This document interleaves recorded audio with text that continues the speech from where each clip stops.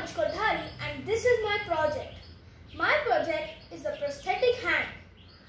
I have used parts from level 1 and used the battery and the UniKits board from level 4.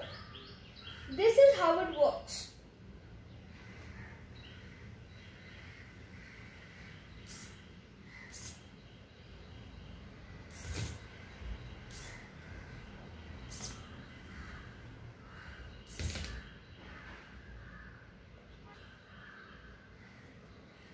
The start position is closed.